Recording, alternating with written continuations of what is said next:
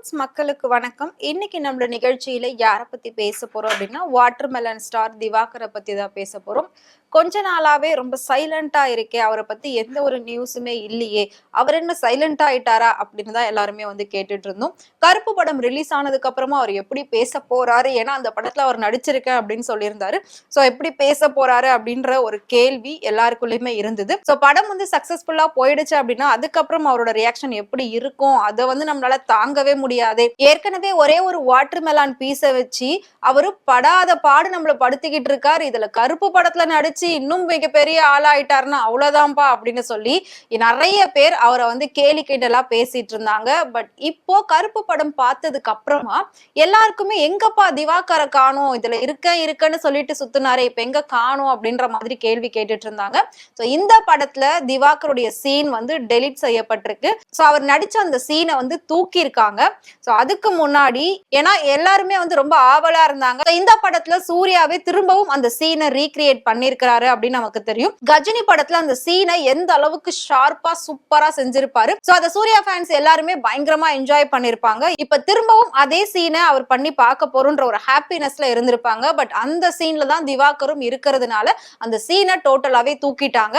So படம் பார்த்துட்டு வெளியில வந்ததுக்கு அப்புறமா எல்லாருமே சொன்ன ஒரு விஷயம் என்ன அப்படின்னா, இப்பதான்ப்பா நிம்மதியா இருக்கு, அவர் இந்த படத்துல இல்ல, இதை தூக்கிட்டாங்க. சோ ஏகப்பட்ட கான்ட்ரவர்சிஸ் அவரை பத்தி வந்ததுனால சூப்பரா வந்து ஆர்ஜே பாலாஜி தூக்கிட்டாரு அப்படின்ற மாதிரி எல்லாருமே வந்து பைட் எல்லாம் கொடுத்திருந்தாங்க. இப்போ அந்த கேள்விகளுக்காக அந்த கிண்டலுக்காக திவாகர் ஒரு வீடியோ வந்து போட்டு அதுக்கான பதில சொல்லியிருக்காரு. சோ அந்த வீடியோல அவர் என்ன சொல்லியிருக்காரு அப்படின்னா, என்னோட சீன் இந்த படத்துல வரலன்னு சொல்லி நிறைய பேர் கேலி கிண்டலா சிரிக்கிறாங்க, அவங்கள பார்த்தா எனக்கு சிரிப்பா வருது. கருப்பு திரைப்படத்துல வந்து பாத்தீங்கன்னா வாட்டர்மெலன் ஸ்டார், அதாவது என்னோட சீனை எடுத்துட்டாங்க, நான் நடிச்ச சீனை அப்படின்ட்டு நிறைய பேர் ரொம்ப சந்தோஷமா என்னோட வீடியோவில் கமெண்ட் பண்ணிக்கிட்டு இருக்காங்க. இவங்களெல்லாம் பார்த்தா எனக்கு ரொம்ப சிரிப்பாக தான் வருது, ரொம்ப பாவமாக இருக்கு அவங்களெல்லாம் பார்த்தா. நல்லா தெரிஞ்சுக்கோங்க நண்பர்களே, நல்லா தெரிஞ்சுக்கோங்க மக்களே. ஆக்சுவலாக ஒரு நடிகர் அப்படின்னு இருந்துச்சுன்னா நிறைய படங்களில் நடிப்பாங்க. நிறைய படங்களை நடிக்கிறப்ப இந்த மாதிரி சீன்கள் வந்து டெலீட் ஆகிறது சகஜமான ஒரு விஷயம். யூடியூபர் தீபா, அப்புறம் அந்த யூடியூபர் தீபா சிஸ்டரும் யூடியூபர் சதீஷ், அவங்க ஹஸ்பண்ட் ஒய்ஃப் இருக்காங்களே, அவங்களும் அந்த படத்தில் நடிச்சிருக்காங்க. எங்கள் சீன் டெலீட் ஆயிடுச்சு அப்படின்ற அவங்க போஸ்டர் இப்போ நான் பார்த்தேன். ஃபேஸ்புக்கில் 4 மில்லியன் ஃபாலோவர்ஸ் வச்சுருக்காங்க ஒரு லேடி, ஒரு ஒரு பெண், அவங்களும் கருப்பு படத்தில் நடிச்சிருக்காங்க, அவங்களோட சீன் டெலீட் ஆகப்பட்டிருக்குன்னு போட்டிருக்காங்க. ஓகேங்களா? ஸோ இது ஒரு பெரிய விஷயமே கிடையாது. நான் ஆல்ரெடி பிக் பாஸ்க்கு முன்னாடி 5 படங்கள் நடிச்சிட்டேன். நேற்று கருப்பு படம் ரிலீஸ் ஆகிற நினைக்கி இந்த மக்கள் நினைக்கிறாங்க, ஒருத்தர் இன்டர்வியூவில் சொல்லியிருக்கா, அப்படி காலையிலேயே 6 மணிக்கெலாம் குளிச்சு ரெடியாக வந்து நான் கருப்படத்தில் நடிச்சிருக்கேன்னு ஒருத்தர் கூவிக்கிட்டு இருக்காருன்னு எனக்கு சொன்னால், அப்படி அவரெல்லாம் பார்த்தா பாவமாகவும் பரிதாபமாகவும் இருக்குது. நான் நடித்த 5வது படம் இன்கம் டேக்ஸ் ஆஃபீஸராக பண்ணியிருக்கேன். அதில் பிக் பாஸ் ஆரியன்னா கூட நடிச்சிருக்கேன். அந்த படத்தோட டப்பிங் கிட்டத்தட்ட 10 நாள் ஷூட்டிங் போயிருக்கேன். அந்த படத்தோட டப்பிங்காக வந்தேன். காலையில் படம் பார்க்குறதுக்கும் மதியான டப்பிங்காகவும் நேரம் ஒதுக்கியிருந்தேன். ஸோ அதுக்காக நான் போனேன். நான் இதுக்கு முன்னாடி கருப்பு படத்தில் நடித்ததை எந்த இடத்துலையுமே வெளியிடலை. ஓகேங்களா? நேற்று தான் சரி படம் ரிலீஸ் ஆக போதேன்ட்டு அன்றைக்கி காலையில் மீடியா நண்பர்கள் பார்த்தது என்னை ரவுண்டு கட்டிட்டாங்க. ஸோ அவங்கக்கிட்ட மட்டும்தான் நான் சொன்னேன். ஓகேங்களா? ஸோ பெரிய நடிகர் நான் சின்ன வயசுலேருந்து பார்த்துக்கிட்டு இருக்கேன். சினிமா துறையில் பெரிய நடிகர்களே அவங்க நடித்த சில முக்கிய காட்சிகளை பதிவுகளை படத்தில் வரலை அப்படின்னு நிறைய இன்டர்வியூவில் சொல்லியிருக்காங்க, வருத்தப்பட்டிருக்காங்க.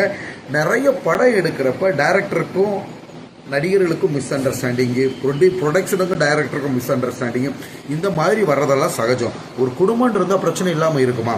அதுக்காக நான் வந்து டைரக்டரையோ ஆர்ஜே பாலாஜி அண்ணாவையோ ப்ரொடக்ஷனையோ நான் தப்பு சொல்லவே இல்லை. சூர்யா சாரோட நடித்தேன், அது ஒரு சின்ன சீன் தான். ஓகேங்களா? வாட்டர்மெலன் சீனை ஆல்ரெடி நான் 3 படங்களில் பண்ணிட்டேன், பிக் ஸ்க்ரீனில் கொண்டு வந்துட்டேன். ஓகேங்களா? ஏன்னா பொதுவா படத்துல இந்த மாதிரி பெரிய ஆர்டிஸ்ட் நடிச்ச சீன் எல்லாம் கூட தூக்கி இருக்காங்க. நான் வந்து ஏற்கனவே பிக் பாஸ்க்கு போறதுக்கு முன்னாடியே 5 படங்கள் பண்ணிட்டேன். இப்ப கூட ரீசெண்டா ஆரியண்ணா கூட சேர்ந்து ஒரு படம் பண்ண, அதுல நான் வந்து இன்கம் டாக்ஸ் ஆபீசரா வருவேன், அதுல எனக்குன்னே ஒரு ரோல் கொடுத்திருக்காங்க. சொன்ன அதெல்லாம் பண்ணிட்டேன். இந்த சின்ன விஷயத்த தூக்கிட்டாங்க அப்படின்றதுக்காக நான் கொஞ்சம் கூட வந்து அப்செட் ஆகவே இல்லை. நான் வந்து எந்த விதத்திலயும் ஹர்ட் ஆகல. ஆனா என்ன பார்த்து நீங்க எல்லாம் கேலி கிண்டல் பண்ணி சிரிக்கிறது தான் எனக்கு ரொம்ப வந்து வருத்தமா இருக்கு. உங்களை உங்களை பார்க்கும்போது.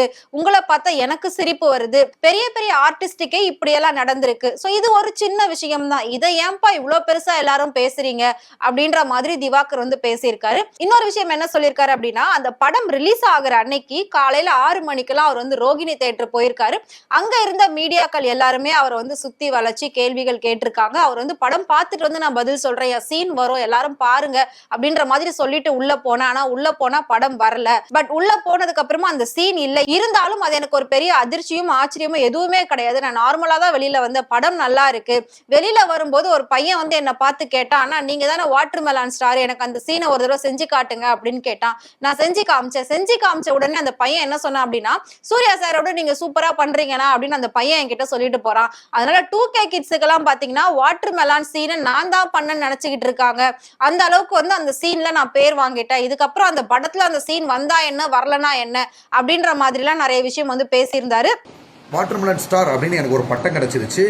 பொதுமக்கள் கிட்ட நான் வண்டியில் 2 வீலரில் போனால் என்னை சுற்றி 10 பைக் வந்துருந்தாங்க.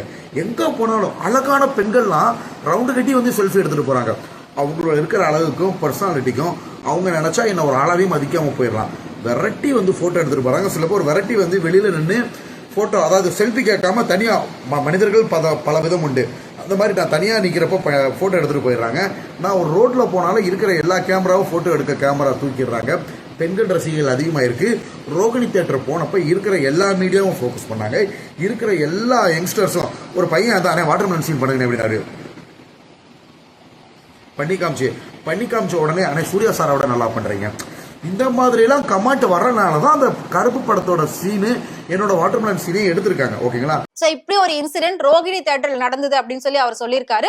சோ அவருக்கே தெரியாம இந்த படத்துல இருந்து தன்னை தூக்கியிருக்காங்க அப்படின்றது. சோ அந்த விஷயத்தை பத்தி ஆர்ஜே பாலாஜி கிட்ட கேட்கும்போது, அதாவது படம் ரிலீஸுக்கு முன்னாடி அவர் என்ன சொல்லியிருக்காரு அப்படின்னா, இப்ப இருக்கக்கூடிய 2K கிட்ஸ் எல்லாருமே வாட்டர்மெலன் ஸ்டாரை வேற மாதிரி வந்து பாத்துக்கிட்டு இருக்காங்க. சோ அந்த சீனையே அவர் தான் பண்ணது அப்படின்ற மாதிரி நினைச்சுக்கிட்டு இருக்காங்க. அந்த சீனை சூர்யா சார் பண்ணதே நிறைய பேருக்கு தெரியாம போயிடும். அதனாலதான் நான் இந்த சீனை வந்து அந்த படத்துல இருந்து தூக்கலான்ற ஒரு ஐடியால இருக்கேன். சோ அது வருதோ வரலையோ அது வந்து ஃபைனலா தான் தெரியும். இப்ப நான் சொல்ல மாட்டேன் அப்படின்ற மாதிரி அவர் ஆல்ரெடி ஒரு ஹிண்ட் கொடுத்திருக்காரு. சோ அதை வச்சே வந்து நிறைய பேர் கெஸ் பண்ணிட்டாங்க அந்த சீன் அந்த படத்துல இருக்காது. இது ஒரு பெரிய விஷயம்னு சொல்லி எல்லாரும் என்ன பார்த்து கேலி கிண்டலா சோ நக்கலா கமெண்ட் போடுறது, தேவையில்லாம வார்த்தைகளால என்ன திட்டுறது, இப்படி எல்லாம் வந்து பண்ணிக்கிட்டு இருக்காங்க. உங்களை பார்த்தா எனக்கு சிரிப்பா வருது, உங்களை பார்த்தா தான் எனக்கு ரொம்ப வந்து வேதனையா இருக்கு. நான் இன்னும் அடுத்தடுத்து நிறைய படங்கள்ல கமிட் ஆயிருக்கேன், நடிச்சுக்கிட்டு தான் இருக்கேன். அதாவது நான் வந்து ஒரு நாளுமே சென்னைக்கு டிராவல் பண்றேன், காலையில டப்பிங் போறேன், ஈவினிங் வந்து ஷூட்டிங் போறேன், அடுத்து நான் போய் என் கிளினிக்கை பாக்குறேன். இந்த அளவுக்கு எனக்கு வந்து 24 hours பத்தல, அவ்வளவு பிஸியா நான் இருந்துட்டு இருக்கேன். இதுக்கு நடுவுல நீங்க எல்லாம் என்னோட வீடியோ பார்த்து எனக்கு கமெண்ட் போடுற அளவுக்கு நீங்க ஃப்ரீயா இருக்கீங்க. பட் நான் அப்படி ஃப்ரீயா இல்ல. இந்த வீடியோ கூட உங்களோட கேலி கிண்டலுக்கான ஒரு பதில் வீடியோ தானே தவிர நான் வந்து என் நேரத்தை வீணடிக்க விரும்பல, அப்படி இப்படின்னு சொல்லி வேற லெவல்ல ஒரு வீடியோவை போட்டிருக்காரு. ஆர்ஜே பாலாஜி அண்ணாவே இதை வந்து பாத்தீங்கன்னா ஒரு 2 நாளைக்கு முன்னாடி ஒரு இன்டர்வியூல குறிப்பிட்டு இருந்தாரு. வாட்டர்மெலன் இப்போ உள்ள 2K கிட்ஸ் சின்ன பசங்களுக்குலாம் இந்த சீனை யார் பண்ணானே தெரியல, அதனால இந்த சீனை நான் வைக்கலாமா வேணாமா எடுக்கலாமான்னு யோசிச்சுக்கிட்டு இருக்கேன்னு சொன்னாரு. ஸோ அதனால எடுத்திருக்காங்க. இதை நம்ம யாரையுமே தப்பு சொல்ல முடியாது. ஓகேங்களா? அதாவதுங்க வெறும் சோசியல் மீடியால இருந்து இப்போ நான் படத்துக்குள்ள போயிட்டேன். ஓகேங்களா? ஸோ படத்துக்குள்ள போயிட்டேன். படத்துல இந்த மாதிரி வர்றதெல்லாம் சகஜம். கீழே விழுகாம யாரால வண்டி ஓட்ட முடியுமா? விழுந்து தான் நம்ம பழகுவோம். ஓகேங்களா? பிறந்த குழந்தை உடனே எந்திரிச்சு நடக்காது. அதுக்குன்னு சில ஸ்டெப் இருக்கு. கழுத்து நிற்கணும், தவளணும். ஓகேங்களா? எந்திரிச்சு நிற்கணும், அப்புறம் தான் நடக்கும். அது மாதிரி அதுக்கு முன்னாடி எத்தனையோட கீழே விழுந்து தான் எந்திரிப்பாங்க.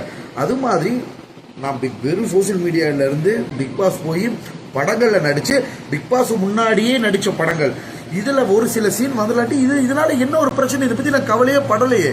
நான் நடிச்ச 5 படத்துல 3 படத்துல என்னோட சீன் ரிமூவ் பண்ணவே இல்லை. 4வது படத்துல மட்டும் தான் எடுத்திருக்காங்க.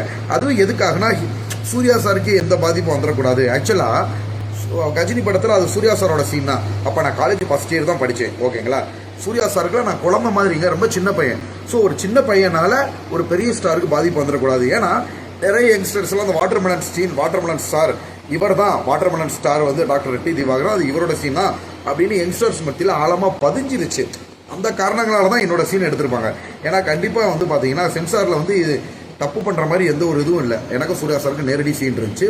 சூர்யா சார் என்னை பாராட்டினாரு. அவருக்கே நிறைய ஃபிசியோதெரபிஸ்ட் ஃப்ரெண்ட்ஸ் இருக்காங்க அப்படின்றதையும் சொன்னார்.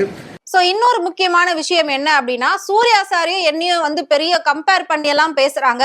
அவர் எங்க நான் எங்க அப்படின்னு சொல்லி ஃபர்ஸ்ட் டைமா இப்பதான் அவர் வந்து தாழ்த்தி பேசுறாரு அப்படின்னு நாம நினைச்சு பாத்துக்கிட்டே இருந்தா, அதுல அவர் என்ன சொல்லியிருக்காரு அப்படின்னா, கஜினி படம் வரும்போதெல்லாம் நான் காலேஜ் ஃபர்ஸ்ட் இயர் படிச்சுட்டு இருந்தேன். சோ அப்பவே நான் வந்து அந்த படத்தை காலேஜ்ல படிச்சு முடிச்சு நான் போய் பார்த்து என்ஜாய் பண்ணேன். அதனால சூர்யா சாருக்கு வந்து நான் குழந்தை மாதிரி. சோ என்னையும் அவரையும் சேர்த்து கம்பேர் பண்ணி எல்லாம் பேசாதீங்க. ஷூட்டிங் ஸ்பாட்ல நான் வந்து சூர்யா சாரை பார்க்கும்போது கூட சோ அவர் வந்து எந்த ஒரு ஹெட்வைட்டோ இல்லாம என்கிட்ட நல்லா ஜாலியா கை கொடுத்து பேசினாரு. நல்லா பண்ணுங்க தம்பி அப்படின்னு சொல்லி எனக்கு தட்டி கொடுத்தாரு. சோ அந்த அளவுக்கு எங்க 2 பேருக்கு வந்து ஒரு நல்ல பாண்டிங் இருக்கு. ஒரு நல்ல ஃப்ரெண்ட்லியா பேசினாரு. சோ அவருக்கு நான் குழந்தை மாதிரி கம்பேர் பண்ணி பேசாதீங்க அப்படின்னு அவர் சொல்லும் போதுதான் அதுல இருந்து ட்விஸ்டே தெரிஞ்சது. சோ அதை எல்லாரும் அப்பா எப்படிப்பா இவரால முடியுது அப்படின்ற மாதிரி தான் வந்து கேள்விகள் கேட்டுட்டு இருக்காங்க.